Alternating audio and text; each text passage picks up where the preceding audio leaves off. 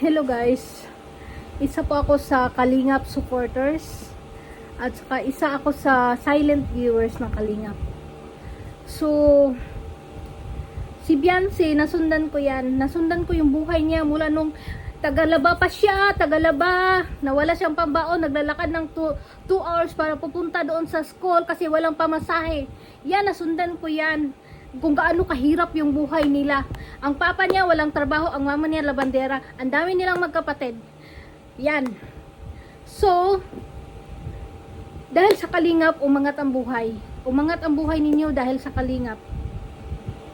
Pero bakit kailangan ninyong ipahiya ang Kalingap? Bakit kailangan ninyong ipatulpo yung yung taong tumulong sa inyo? Pwede naman ninyong pwede naman ninyong mag-usap kayo, mabait ang Matubang. Ilang bisis kang pinuntahan doon sa bahay nila. Ilang bisis kayong pinuntahan ni Kuya Bal pero ayaw niyo humarap kasi gusto niyo sa tulpo. Ngayon, anong nangyari sa inyo? Nagreklamo kasi binabas kayo, mas lalo kayong nabas, na wrong moves kayo guys. Guys, girl, na wrong moves kayo. Nagpasulsul kasi kayo.